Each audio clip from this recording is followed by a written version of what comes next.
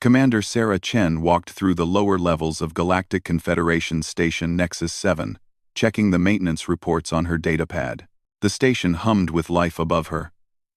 Thousands of beings from dozens of species conducting trade, diplomacy, and research. But down here in the refuse levels, only the automated cleaning systems and occasional maintenance worker ever visited. Sarah liked these quiet moments between her diplomatic duties. The constant noise of the upper decks, filled with translator devices and the complex politics of interspecies relations, could be overwhelming. Here, she could think clearly about the trade negotiations she would be handling tomorrow, between the Centauri merchants and the Earth colonial representatives. A soft whimpering sound made her stop walking. She listened carefully, thinking it might be a damaged ventilation unit. The sound came again, weak and desperate. Sarah followed the noise down a side corridor, past storage containers and waste processing units. Behind a large recycling unit, she found him. The creature was small, no bigger than a human child of maybe 8 years old. His skin was a deep purple color with patches that should have glowed bright blue, but now flickered weakly like dying lights. Sarah recognized him immediately as a Vorthak, one of the proud warrior species that controlled several systems in the Outer Rim. But this one was clearly very young and very sick. The Vorthak cub looked up at her with large, golden eyes filled with fear and pain. His breathing was shallow and quick. Sarah could see his ribs showing through his thin skin. He had been without food and water for days, maybe weeks. "Hey there, little one," Sarah said softly, kneeling down slowly so she would not frighten him more. "Are you hurt?"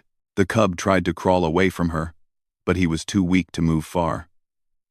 He made a small growling sound, the way young Vorthak were taught to do when threatened, but there was no real anger in it, only fear and exhaustion. Sarah had studied Vorthak culture during her diplomatic training. She knew their society valued strength and aggression above all else. Vorthak children were trained from birth to be warriors, to show no weakness or mercy. Those who could not meet these standards were considered failures, cast out from their clans to die alone. Looking at this small, frightened creature, Sarah felt her heart break. She could see intelligence in his eyes, and something else that surprised her: kindness. When she moved closer, he did not try to bite or scratch her. Instead, he watched her carefully, as if trying to understand what she wanted. "I am not going to hurt you," Sarah whispered. She slowly reached into her emergency kit and pulled out a small water container. "You need to drink something." The cub stared at the water for a long moment. Sarah could see him struggling with himself. His training told him not to accept help, especially from an alien. But his body was dying of thirst. Finally, desperate need won over pride. He reached out with a shaking hand and took the water container. He drank greedily, water spilling down his chin. When he finished, he looked at Sarah with confusion, as if he could not understand why she was being kind to him. "What is your name?" Sarah asked gently. The cub was quiet for a long time. Then, in a voice barely above a whisper, he said, "Crixtal." "Hello, Crixtal. I am Sarah." "Why are you here alone?" Crixtal looked away, shame filling his golden eyes. "I was weak. Could not be warrior like others. Clan said I must die alone, as is proper for failures." Sarah felt anger rising in her chest, but she kept her voice calm. "You are not a failure, Crixtal. You are just different." "Different is weak," Crixtal replied, repeating what he had clearly been told many times. "Weak must die so strong can live." "That is not true," Sarah said firmly. "Different can be good. Different can be strong in new ways." She pulled out an emergency food packet from her kit and opened it. The smell of protein bars made Crixtal's stomach growl loudly. She handed him the food and watched as he ate like he had not seen food in weeks. Which was probably true. While he ate, Sarah made a decision that would change both their lives forever. She activated her communication device and called station security. "This is Commander Chen," she said. "I need a medical team in the lower refuse levels. Section 7. I have found a sick Vorthak juvenile who needs immediate help." The security officer on the other end sounded confused. "Commander, Did you say a Vorthak juvenile? Are you sure? The Vorthak embassy reported no missing persons. I am sure, Sarah replied. He needs medical attention now. Commander. With respect, Vorthak customs regarding their juveniles are very specific. If this individual was exiled by his clan, we cannot interfere. It would cause a diplomatic incident. Sarah looked at Krixtal, who was listening to every word. She could see fear returning to his eyes as he understood that even this brief kindness might be taken away from him. I do not care about diplomatic incidents, Sarah said firmly.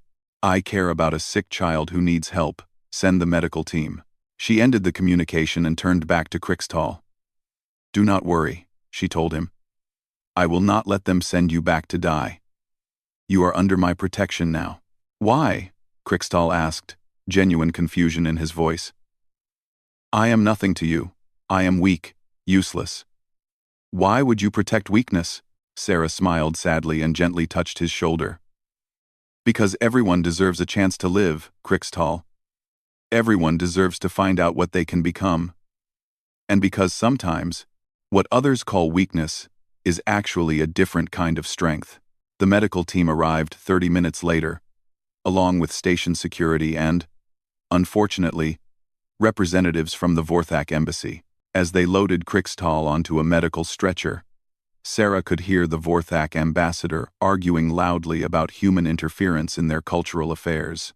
But Sarah did not care about the politics. She walked beside the stretcher, holding Krixtal's small hand as they took him to the medical bay. The cub looked up at her with trust and hope for the first time in his young life. Neither of them knew it yet, but this moment would eventually reshape the diplomatic landscape of the entire galaxy. The medical bay was quiet except for the soft humming of life support machines. Krixtal lay in a specially designed bed that adjusted to his Vorthak physiology, his bioluminescent patches now glowing steadily thanks to proper nutrition and hydration. Sarah sat beside him, reading from a small tablet while he recovered. Dr. Martinez approached them with a concerned expression. Commander Chen, I need to speak with you privately. Sarah squeezed Krixtal's hand gently. I will be right back, she promised him before following the doctor to a corner of the medical bay. His physical condition is improving rapidly, Dr. Martinez said in a low voice. But we have a serious problem. Ambassador Gorthak from the Vorthak embassy is demanding that we release the cub to him immediately. He says the boy's exile was lawful under their customs, and that we are violating interspecies law by interfering. Sarah felt her jaw clench. What did you tell him? That medical patients cannot be moved until they are stable. But that only buys us a day or two at most. Station Administrator Reynolds wants to see you in his office in an hour. The Confederation Council is already asking questions about this incident. Sarah nodded grimly. She had expected this fight, but seeing it come so quickly still worried her. She looked back at Krixtal, who was watching them with those intelligent golden eyes that showed far too much understanding for a child his age. Commander, Dr. Martinez continued, I have to ask, what are you planning to do? The Vorthak have made it clear they consider this cub dead under their law. Even if we refuse to return him, where can he go? No Vorthak colony will accept him. And most species will not take in an exiled alien child. He will come with me, Sarah said without hesitation. The doctor looked shocked. Commander, are you talking about adoption?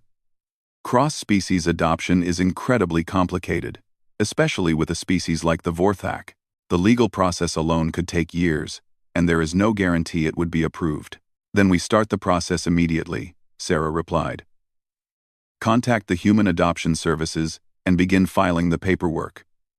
Also, I want to invoke universal sapient rights protection under Article 7 of the Confederation Charter. 1 hour later, Sarah sat across from Station Administrator Reynolds in his office. Reynolds was a tired-looking man who had been running diplomatic stations for 20 years and clearly wanted to avoid any more headaches. Commander Chen, Reynolds began. I understand your humanitarian concerns, but we have to be practical here. The Vorthak ambassador is threatening to file a formal complaint with the Confederation Council. This could damage human-Vorthak relations for years. With respect, sir, Sarah replied. Any species that abandons children to die does not deserve diplomatic consideration over basic moral principles. Reynolds sighed deeply. Your personal feelings aside, we have laws and protocols.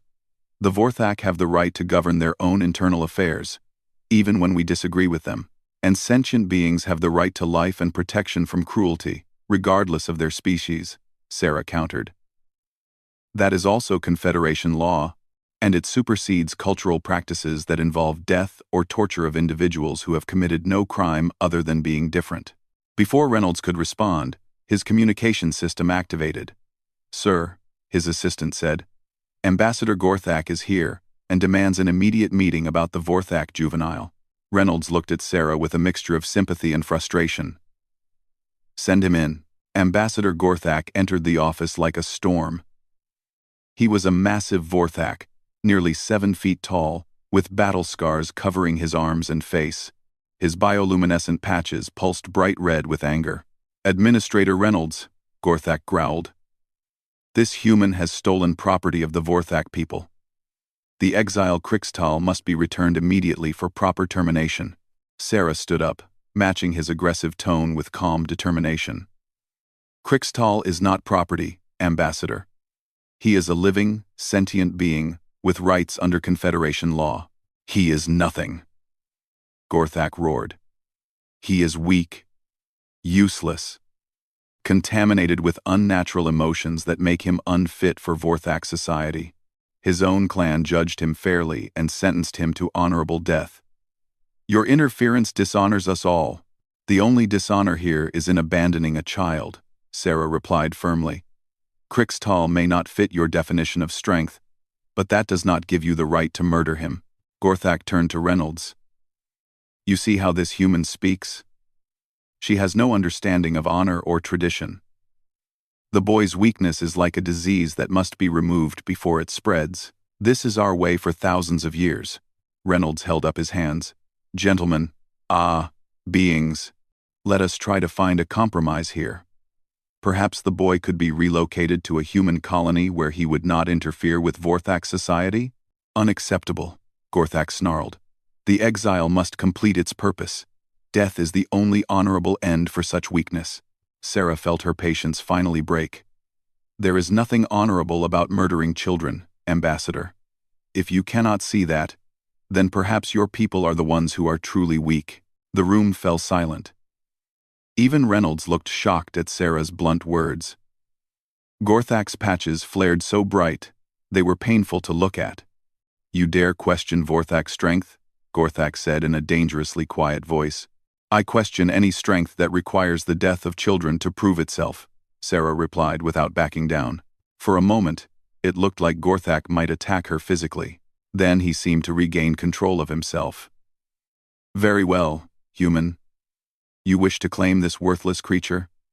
Then you shall have the legal battle of your life. I will call upon every favor, every alliance, every law, to prevent this adoption.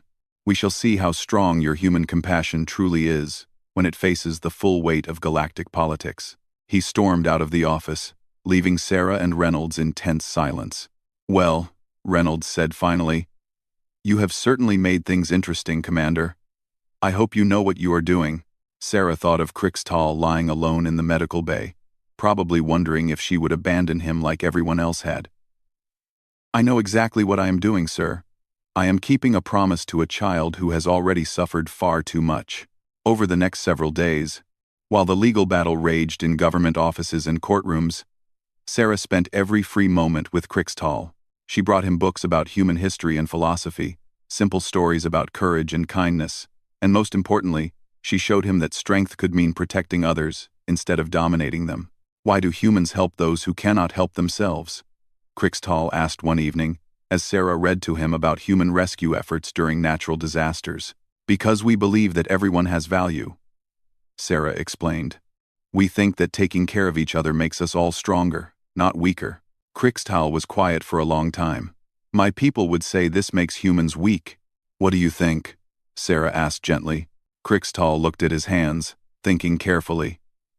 I think, he said slowly, That it takes more strength to be kind when you could be cruel. And I think maybe my people are afraid. Afraid of what? Afraid that if they let weakness live, they might discover they are weak too. Sarah smiled sadly. This small, supposedly weak child understood something that his entire warrior culture had missed. She knew then that saving Krixtal was not just about protecting one life. It might be about teaching the galaxy a better way to define strength itself. 5 years had passed since Sarah first found Krixtal in the refuse levels of the station. The legal battle for his custody had taken 2 years to resolve, with testimony from dozens of experts and heated debates in the Confederation Council. In the end, the universal rights of sentient beings had prevailed over cultural practices, and Krixtal became the first cross-species adoption case to be approved under the new sapient protection laws. Now, 18 years old by Vorthak standards, Krixtal stood nearly 6 feet tall, his purple skin healthy, and his bioluminescent patches glowing with steady blue light. But despite his physical growth, he carried himself differently than other Vorthak. Where they moved with aggressive confidence, he moved with careful grace. Where they spoke with commanding authority, he listened first and spoke second. "Are you ready for today?" Sarah asked as they walked through the diplomatic quarter of the station. She was now a senior ambassador, and Krixtal worked as her cultural consultant and translator. "As ready as someone who belongs nowhere can be," Krixtal replied, with a weak smile that did not hide his inner struggle. Sarah stopped walking and turned to face him. "You belong exactly where you choose to belong, Krixtal. Never doubt that." It was an old conversation between them. Despite all of Sarah's love and support, Krixtal still struggled with his identity. He was too empathetic for Vorthak society but too alien for most human communities. The few Vorthak who knew of his existence saw him as a shameful reminder of their people's harsh traditions, while other species often viewed him with suspicion or curiosity rather than acceptance. They arrived at Conference Room 7, where a heated dispute was taking place between representatives of the Delphani and the Zephyrite. The Delphani were an aquatic species who communicated partly through bioelectrical fields, while the Zephyrite were crystalline beings who expressed emotions through harmonic vibrations. The two species had been allies for decades, but now they were arguing over mining rights in a shared asteroid field. "The harmonic resonance of the crystals will be permanently damaged by your water-based extraction methods," vibrated Counselor Prism Song, her crystalline body flashing angry orange patterns. "And your sonic mining techniques will disrupt the neural patterns of the aquatic life forms we have seeded in the area," replied Ambassador Tidewalker, his gills flaring with frustration while his bioelectric field crackled with irritation. Sarah watched from the observation gallery as the official mediator, a Centauri diplomat named Vextar, tried unsuccessfully to find common ground. Both species were becoming more entrenched in their positions with each exchange.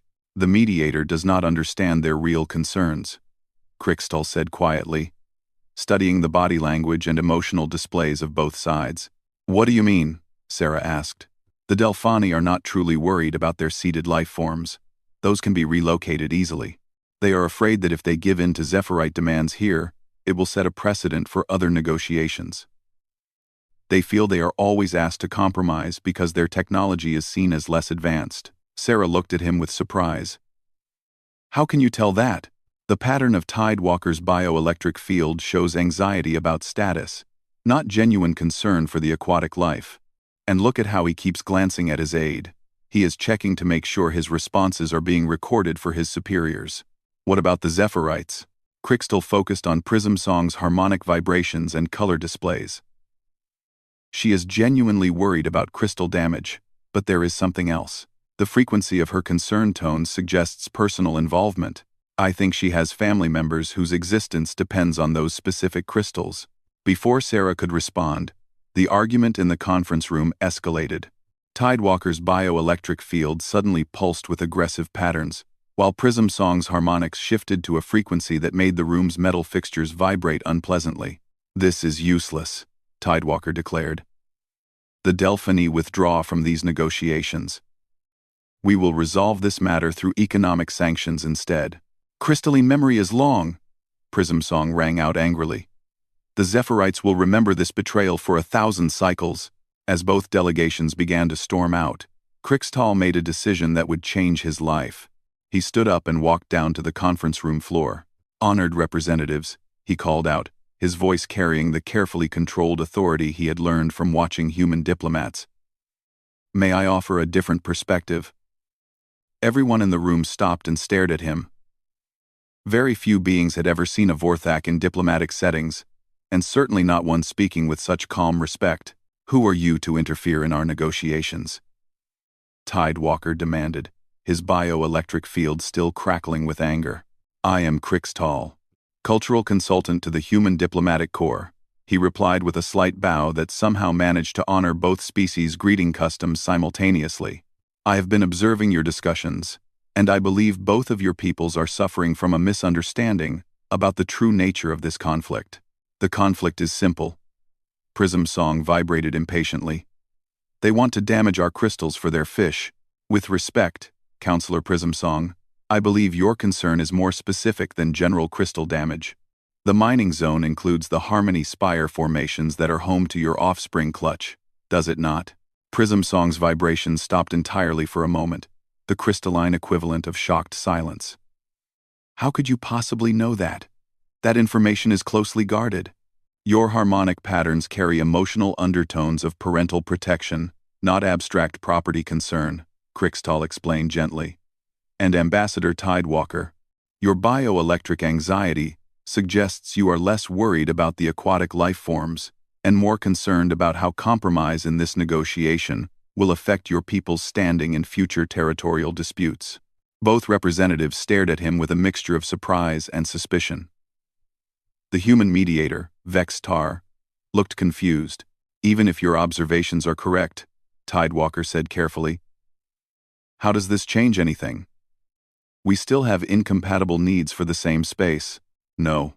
You have compatible needs that appear incompatible because you have been discussing solutions rather than actual requirements," Crixtal replied. "Ambassador Tidewalker, your people need mining rights that demonstrate Delphani technological equality with other species. Counselor Prism Song, you need absolute guarantee that the Harmony Spires housing your offspring will remain undamaged." He paused and looked at both of them. "What if the solution was not to divide the mining zone, but to combine your technologies? Delphani bioelectric precision could guide Zephyrite harmonic extraction to create the galaxy's first truly non-invasive mining operation.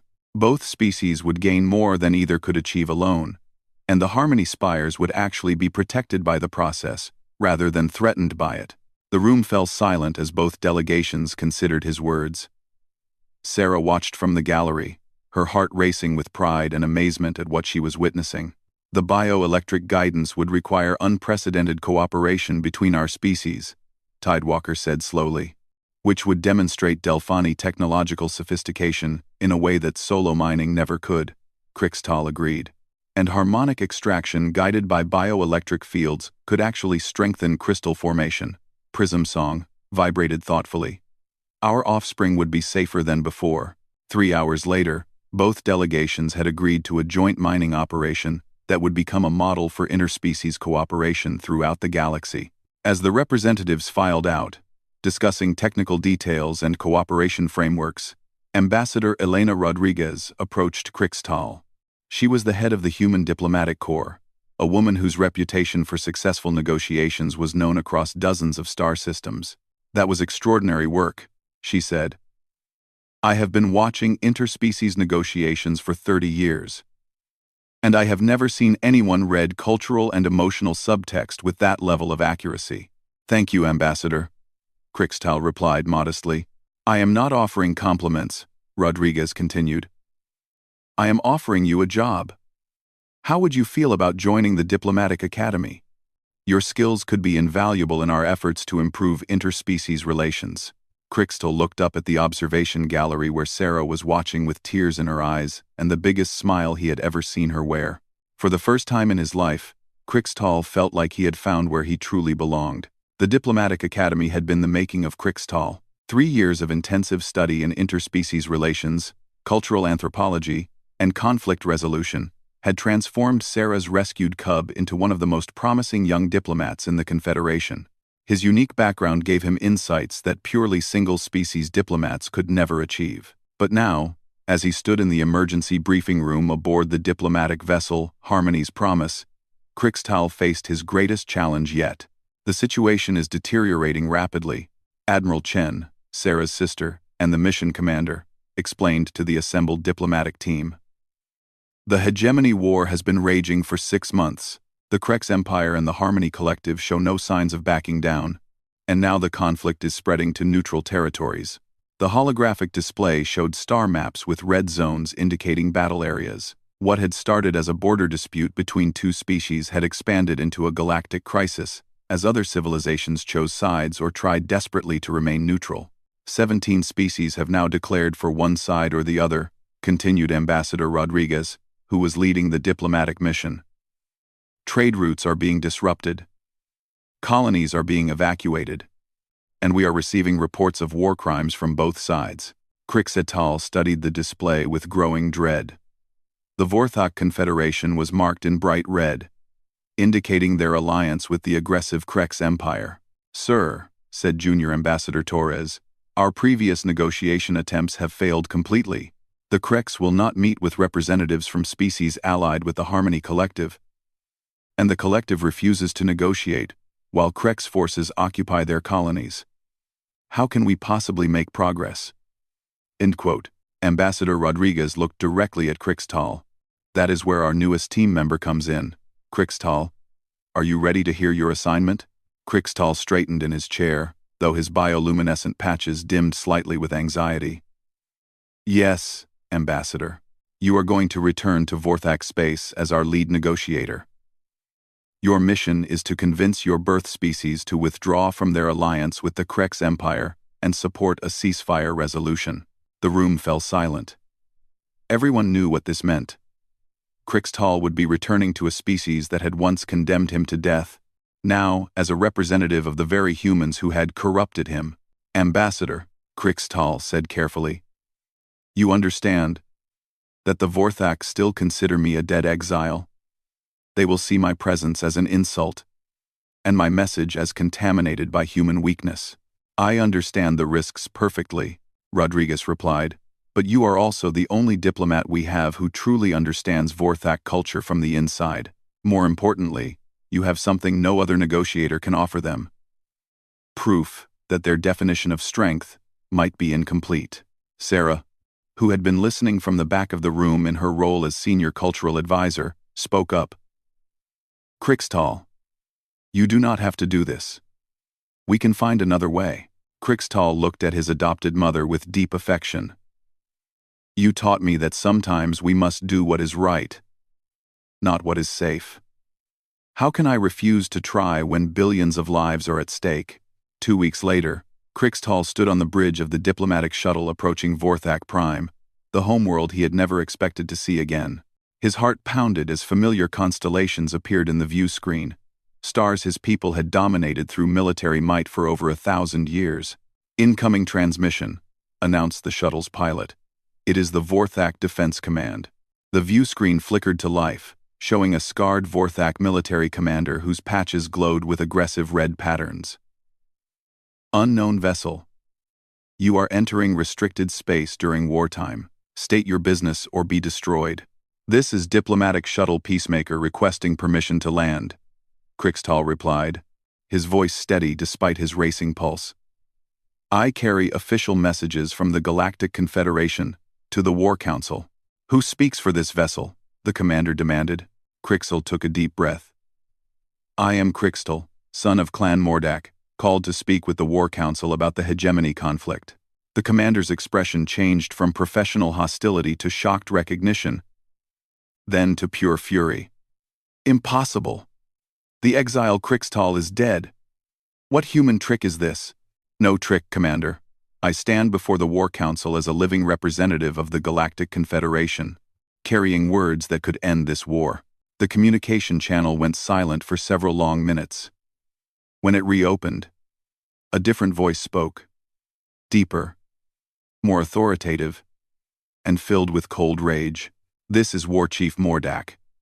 The exile who claims my clan name will be granted landing permission, so that his execution can be completed properly. Any attempt to flee will result in the destruction of your vessel and a formal declaration of war against humanity. Krixtal closed his eyes briefly, then opened them with resolve. Understood, War Chief. I will land and present myself to the War Council. The shuttle landed in the capital city of Gorthok, under heavy guard. As Krixtal descended the landing ramp, he was immediately surrounded by Vorthok warriors, whose weapons were drawn and ready. The architecture around him was exactly as he remembered from childhood memories. Massive stone structures, designed to intimidate, with sharp angles and imposing towers that spoke of martial dominance. But now, seeing it with eyes educated by human perspectives, Krixtal also noticed what he had missed as a child.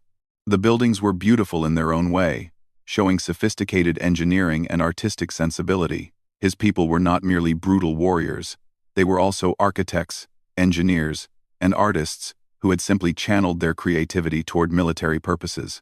The War Council chamber was exactly as traditional as Krixtal expected. 12 war chiefs sat on raised stone chairs, their scars and battle honors displayed proudly. At the center sat War Chief Mordak, the leader of Krixtal's birth clan and the Vorthak who had originally pronounced his death sentence. Mordak had aged in the years since Krixtal's exile, his scars more numerous and his patches glowing with the deep red of a veteran warrior. When he saw Krixtal enter the chamber, his expression mixed disgust with curiosity. So, Mordak growled, "The dead exile returns, corrupted by human weakness and speaking for alien interests. Have you come to beg for mercy, or do you finally seek the honorable death you were denied?" Krixtal walked to the center of the chamber and stood straight, meeting each war chief's gaze in turn. "I have come to offer the Vorthak people something they have never possessed before. Victory without cost." The war chiefs stirred restlessly, muttering among themselves. "Victory," laughed War Chief Kalathor from the left side of the chamber. "We are already victorious. Our alliance with the Krex Empire brings us new territories and rich conquest. What you call victory is leading our people toward destruction," Krixtal replied calmly. "The Krex are using Vorthak warriors as expendable shock troops, while keeping the most valuable conquests for themselves. Meanwhile, our traditional trading partners are turning against us. Our colonies are under constant attack, and our young warriors are dying in battles that serve Krex interests more than Vorthak glory. And what would you have us do? Exile?" Mordak snarled. "Surrender like cowards? Bow before the weak Harmony Collective and their pathetic ideals of cooperation? I would have you recognize true strength when you see it," Krixtal said, his voice carrying the authority he had learned during his diplomatic training. "The greatest warriors in history were those who chose their battles wisely, who could achieve victory through strategy rather than brute force, and who could protect what they valued without destroying everything else." He paused and looked directly at Mordak.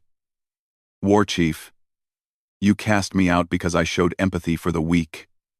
You called it contamination, and said it would make me useless as a warrior. But I have spent the last 8 years learning to use that empathy as a weapon more powerful than any blade." "Impossible," War Chief Grontar interrupted. "Weakness cannot become strength, can it not?" Krixtal asked.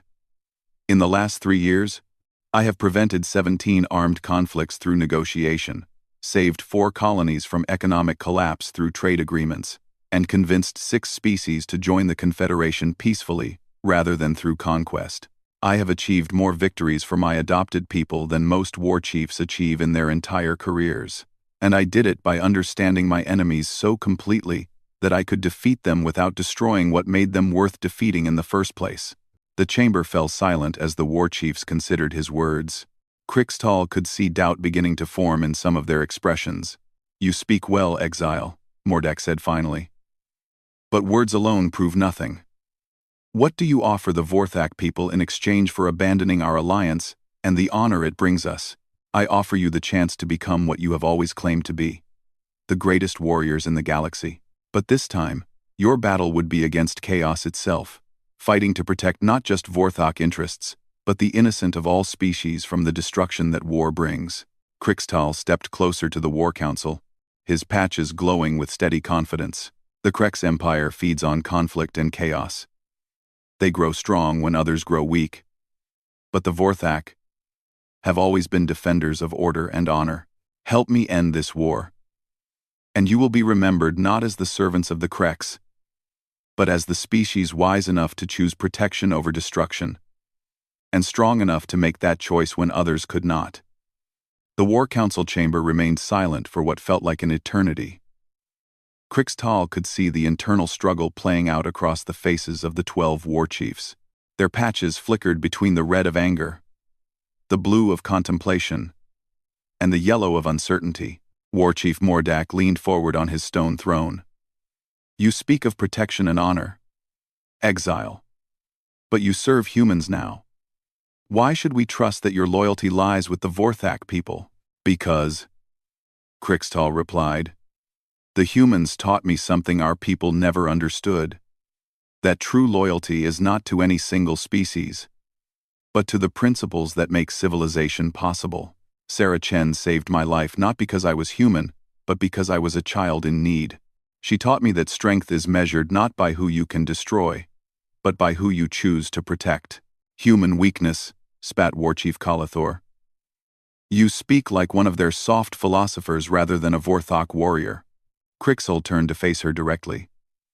War Chief Kalathor, you lost your youngest son in the Battle of Crimson Nebula 3 months ago. He was serving as a Krex auxiliary, used as cannon fodder to test enemy defenses, while Krex commanders stayed safely behind the lines. Kalathor's patches flared with pain and rage. How dare you speak of my son? I speak of him because his death was meaningless. Krixtal's voice rang with controlled fury.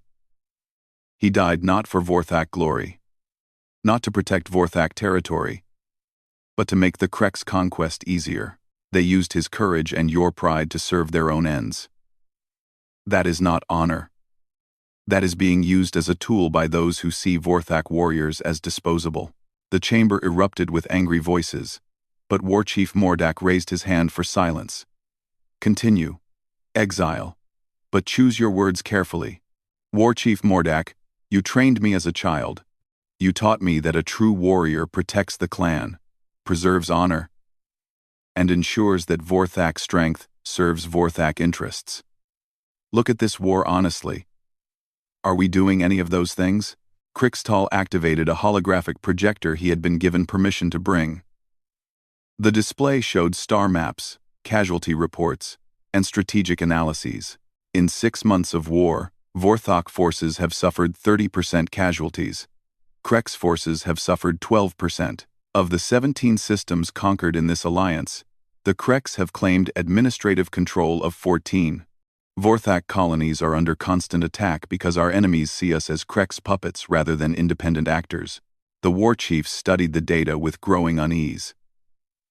War Chief Thoraknus, the oldest member of the council, spoke for the first time. These numbers, they suggest we are losing the war even while winning battles. Exactly, Krixtal confirmed. The Krex are winning through our victories. They gain territory, resources, and strategic advantage, while we provide the blood and sacrifice. We have become the very thing Vorthak culture despises most, servants to a foreign power. But what choice do we have? Asked War Chief Zulmark. The Harmony Collective has already declared us enemies. If we abandon the Krex alliance, we stand alone against the combined forces of half the galaxy. Krixtal smiled, an expression that surprised the war chiefs, who had never seen a Vorthak show joy in the face of conflict. War Chief Zulmark, you assume that our only choices are to serve the Krex, or fight everyone else. But there is a third option, one that only the Vorthak are strong enough to take. He manipulated the holographic display, showing communication logs and diplomatic proposals. I have spent the last month in secret negotiations with the Harmony Collective, the Centauri Alliance, and 17 neutral species. They are all desperate for this war to end. But they cannot trust each other enough to stop fighting. What they need is a mediator strong enough to enforce peace, and wise enough to create terms that everyone can accept. You propose that we switch sides? Mordak asked suspiciously. I propose that we lead, Krixtal replied. Not as servants to either side, but as the force that ends this conflict and shapes the peace that follows. The galaxy needs warriors right now, War Chief, but not warriors who destroy. It needs warriors who are strong enough to say enough and make it stick. He expanded the holographic display to show detailed peace proposals. The Harmony Collective has agreed to territorial concessions that address Krek's expansion concerns. The Centauri Alliance will provide economic incentives for peaceful resolution. 3 neutral species will contribute resources for refugee resettlement. But none of them trust each other enough to meet and negotiate directly. And you believe they would trust us? War Chief Calathor asked, skeptically. We have been killing their people for 6 months. They will trust us because we have the strength to enforce whatever agreement we help create, Crixtal explained. More importantly, they will trust us because we are the only ones capable of controlling the Krex Empire. War Chief Thoricnus leaned forward with interest. Explain. The Krex fear only superior military strength. If we withdraw from their alliance and offer to mediate this conflict, they have 2 choices. Accept mediation, or face the combined military might of every other major power in this sector, including the Vorthak forces they have been counting on. Crixtal paused and looked directly at Mordak. War Chief, you taught me that the greatest victory is the one that transforms enemies into allies. What if, instead of being remembered as the species that helped the Krex Empire spread chaos, we became the species that brought order to the galaxy? And what of honor? Mordak asked quietly. What of our alliance oaths to the Krex?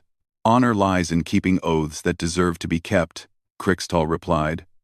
But when an ally treats you as a servant and sacrifices your people for their own gain, honor demands that you reevaluate that relationship.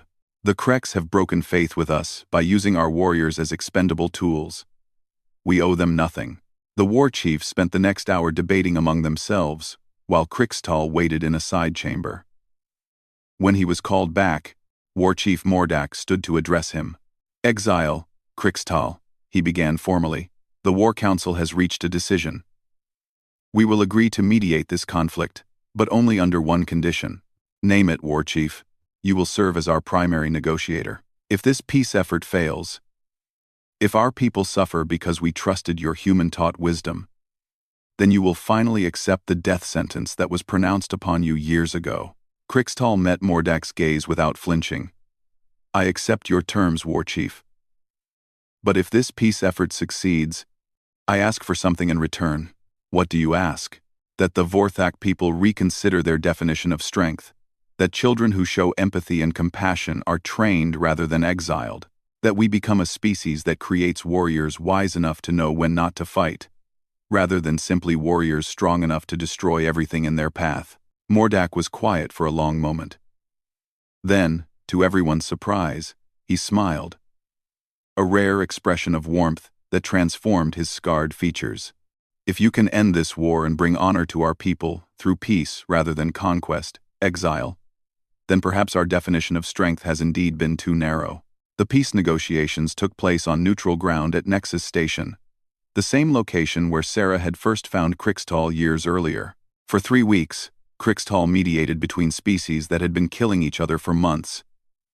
Using every skill he had learned in his diplomatic training and every insight his unique background provided, he spoke to the Krex in terms of strategic advantage, showing them how continued war would ultimately weaken their position. He addressed the Harmony Collective's concerns about territorial integrity, while offering them trade partnerships that would make them stronger than conquest ever could. He negotiated refugee resettlement, resource sharing, and defensive alliances that gave every species something they needed, while taking away nothing they truly valued. When the final peace accords were signed, they were immediately dubbed the Vorthak Accords, in recognition of the species that had made them possible. War Chief Mordak, who had attended the final ceremony, approached Crixtal afterward. You have brought more honor to the Vorthak name in 3 weeks than our armies achieved in 6 months of war, he said quietly. The War Council has voted unanimously to revoke your exile and offer you full restoration to Clan Mordak, with the rank of Peace Chief. A new title created specifically for you. Crixtal looked across the station's observation deck to where Sarah was watching with tears of pride in her eyes. War Chief, I am deeply honored by your offer. But I have found my true clan among the humans who raised me. My loyalty to the Vorthak people does not require me to abandon the family that saved my life." Mordak followed his gaze and nodded slowly. "Perhaps," he said, "that is exactly the kind of wisdom we need to learn." 6 months later, Krixtal stood before the Galactic Confederation Assembly as they voted unanimously to create the position of Interspecies Advocate, a new role designed specifically for individuals who could bridge cultural divides and prevent conflicts before they began. As he took his oath of office, Krixtal looked up at the gallery where Sarah sat, with tears streaming down her face. In the same section sat War Chief Mordak and 3 other members of the Vorthak War Council, their patches glowing with pride for the young Vorthak who had redefined what strength could mean. Honored representatives, Krixtal began his first address to the assembly.